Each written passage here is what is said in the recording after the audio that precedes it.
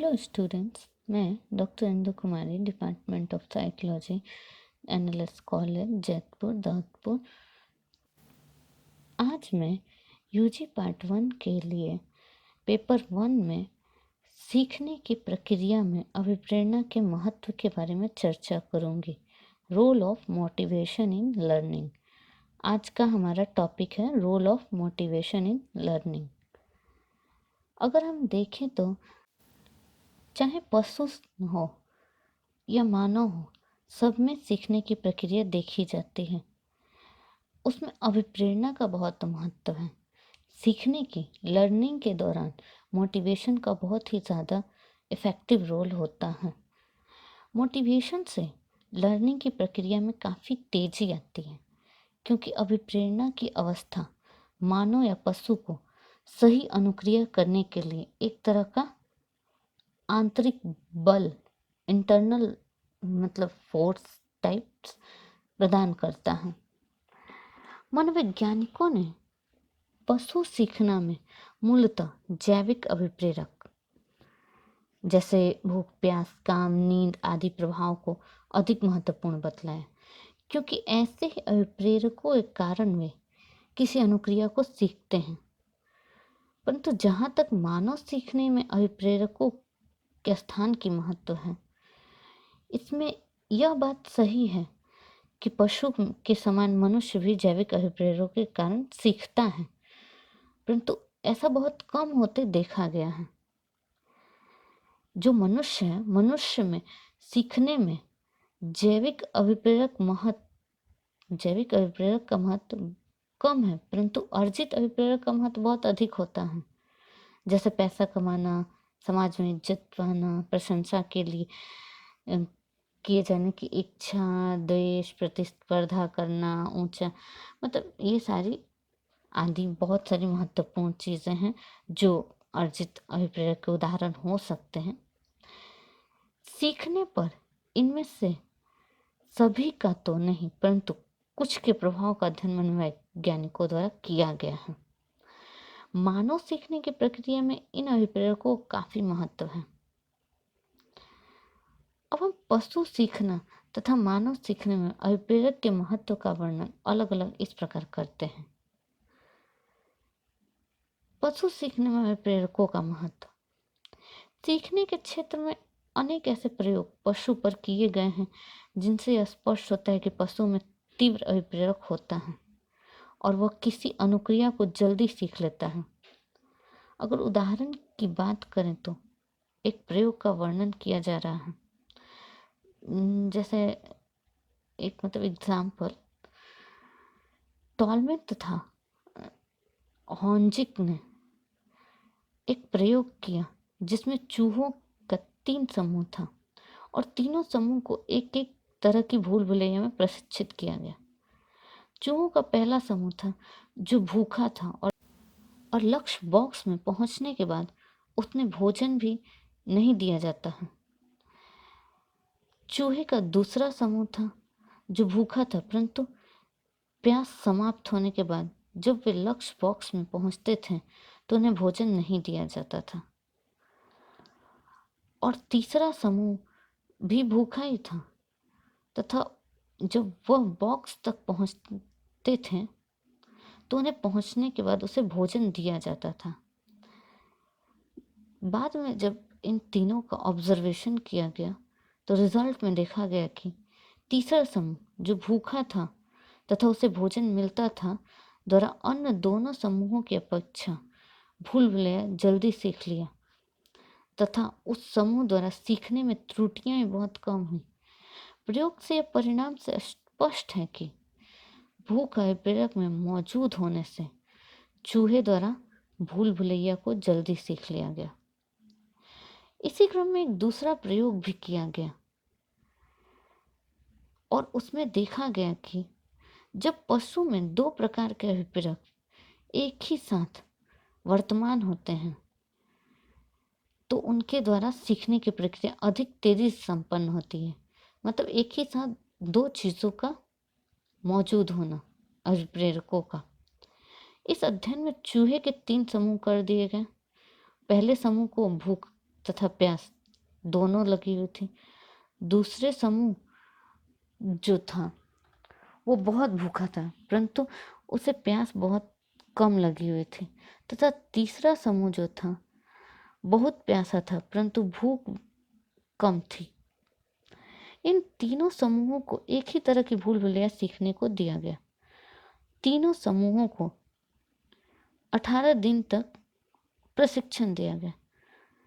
प्रथम 9 दिन तक तीनों समूहों के चूहों को लक्ष्य बॉक्स में पहुंचने पर ठोस आहार दिया गया, तथा अंतिम 9 दिन में तीनों समूहों के चूहों को लक्ष्य बॉक्स में पहुंचने पर ठोस आहार न देकर सिर्फ पानी दिया गया। प्रयोग के परिणाम ही बहुत रोचक थे। उसमें देखा गया कि प्रथम 9 दिन में पहले समूह, जिसमें 2 अभिप्रेरक एक साथ तीव्र मात्रा में मौजूद थे, अन्य 2 समूहों की अपेक्षा तेजी से भूल भुलैया के प्रारंभ बॉक्स से लक्ष्य बॉक्स तक दौड़ना जल्दी सीख लिया। अंतिम 9 दिनों में जब ठोस भोजन की जगह पर पानी दिया गया, तो इस तरह के परिवर्तन से पहले समूह के निष्पादन में अन्य 2 समूहों के निष्पादन की अपेक्षा थोड़ा समय कम लगा, परंतु फिर 2 दिन के बाद इसका निष्पादन अन्य समूहों से काफी आगे हो गया। इससे स्पष्ट है कि जब पशु में 2 अभिप्रेरक एक साथ मौजूद रहते हैं तो उनके द्वारा सीखने की प्रक्रिया तेजी से होती है। इसी तरह मानव में सीखने के अभिप्रेरकों के महत्व को देखते हैं। मानव सीखने में जैविक अभिप्रेरक की अपेक्षा अर्जित अभिप्रेरक का ज़्यादा महत्व है।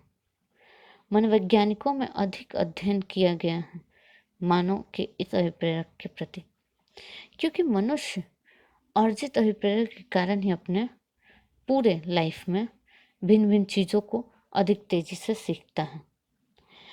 कुछ मनोवैज्ञानिकों ने अध्ययन से ये निश्चित भी किया या प्रूव किया इस चीज़ को।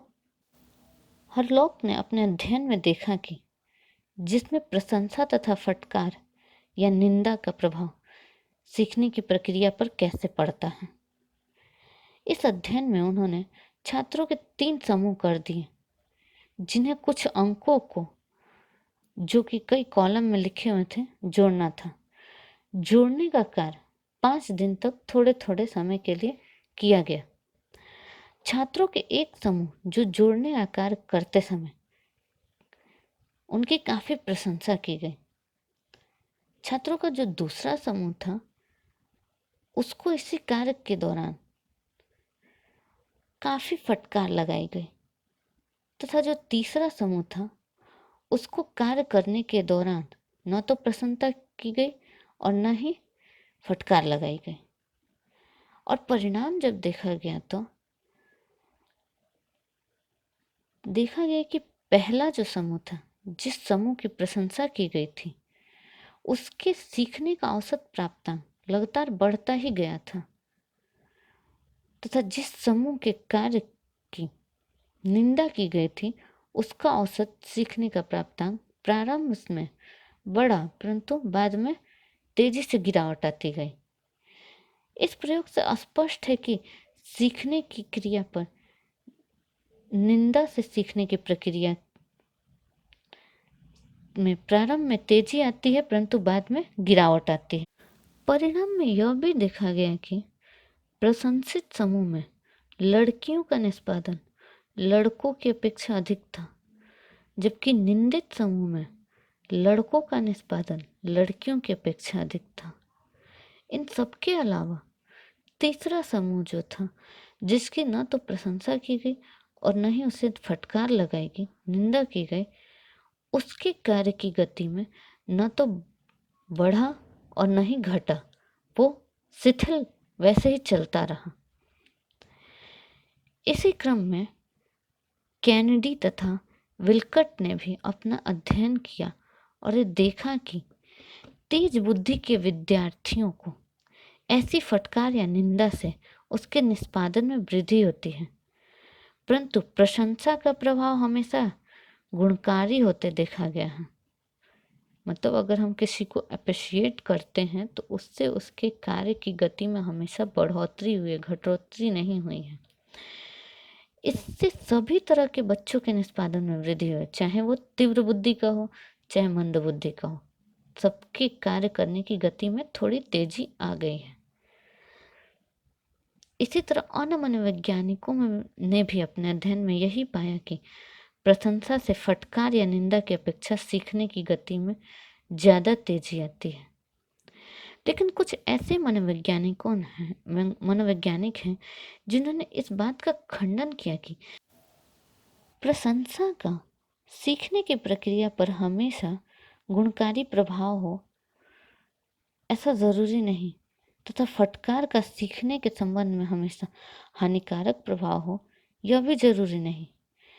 प्रशंसा तथा फटकार का प्रभाव कैसा होगा यह व्यक्ति के आपसी संबंध पर निर्भर करता है। उन्होंने अपने अध्ययन में पाया कि एक और रुचिकर शिक्षक द्वारा छात्र की प्रशंसा किए जाने पर सीखने की प्रक्रिया में तीव्रता नहीं हुई, परंतु एक रुचिकर शिक्षक के फटकार मिलने पर भी छात्र के सीखने की प्रक्रिया में तेजी हुई। इस अध्ययन से स्पष्ट है कि प्रशंसा तथा फटकार दोनों का प्रभाव दोनों तरह के व्यक्तियों के आपसी संबंध पर निर्भर करता है। मानव सीखना में प्रशंसा तथा फटकार के अलावा एक अन्य तरह की अभिप्रेरणा का प्रभाव भी है जिसका मनोवैज्ञानिकों ने काफ़ी अध्ययन किया है, और यह अभिप्रेरणा है, इस मोटिवेशन को हम कंपटीशन कहते हैं। यह कंपटीशन तथा ये भी हो सकता है सहयोग, कॉरपोरेशन की प्रवृत्ति। इस संबंध में भी काफ़ी अध्ययन किए गए। एक अध्ययन के अनुसार जिसमें छात्र का 10 समूह था, 5 समूह को ऐसी परिस्थिति में रखा गया जहां उनसे कहा गया कि यदि वे आपस में मिलजुल कर दिए हुए कार्य को कर लेते हैं तो उनमें से प्रत्येक को बराबर बराबर इनाम दिया जाएगा। बाकी 5 समूह को एक भिन्न परिस्थिति में रखा जाता है और जहां कहा जाता है कि दिए कार्य को जो व्यक्ति जितनी जल्दी और ठीक ढंग से कर लेगा तो उसे उतना ही बड़ा इनाम दिया जाएगा। स्पष्ट है कि पहली परिस्थिति में प्रयोज्यों के बीच सहयोग की प्रवृत्ति तीव्र थी तथा दूसरी परिस्थिति में प्रतिस्पर्धा की प्रवृत्ति तीव्र थी, और परिणाम में देखा गया कि जिस समूह में निष्पादन में प्रतिस्पर्धा कंपटीशन की प्रवृत्ति थी उस समूह के निष्पादन जो था बहुत अधिक था या बहुत ज़्यादा हुआ। इसी क्रम में सिम्स ने एक अध्ययन किया और उसमें देखा कि इंडिविजुअल कंपटीशन तथा ग्रुप कंपटीशन का सीखने पर पड़ने वाला प्रभाव का उन्होंने विश्लेषण किया, और परिणाम में देखा कि इंडिविजुअल कंपटीशन से सीखने की प्रक्रिया में 34.7% बढ़ जाता है, जबकि ग्रुप कंपटीशन से निष्पादन 14.5% ही बढ़ता है। इससे स्पष्ट है कि इंडिविजुअल कंपटीशन ग्रुप कंपटीशन से ज़्यादा इफेक्टिव होता है। यह निष्कर्ष निकलता है कि चाहे पशु सीखना हो या मानव सीखना, इस पर सीखने की प्रक्रिया में और प्रेरणा का काफ़ी महत्व है, मोटिवेशन का। पशु सीखना में जैविक अभिप्रेरकों का स्थान प्रधान है, जबकि मानव सीखना में अर्जित सामाजिक अभिप्रेरकों का स्थान काफ़ी ज़्यादा महत्वपूर्ण है। मानव सीखना में जैविक अभिप्रेरकों का स्थान गौण है। भिन्न भिन्न प्रयोगों के परिणाम से यह स्पष्ट भी हो जाता है कि सीखने की प्रक्रिया फटकार की अपेक्षा प्रशंसा से तेजी से होती है। उसी तरह सहयोग की प्रवृत्ति से सीखने की प्रक्रिया प्रतिस्पर्धा की प्रवृत्ति की अपेक्षा तेजी से होती है, वैसे ही व्यक्तिगत प्रतिस्पर्धा सीखने के लिए सामूहिक प्रतिस्पर्धा से श्रेष्ठ होता है। इन सारे अध्ययनों से यही स्पष्ट होता है कि मोटिवेशन का लर्निंग पर काफ़ी इफ़ेक्ट पड़ता है। आज के लिए इतना ही। धन्यवाद।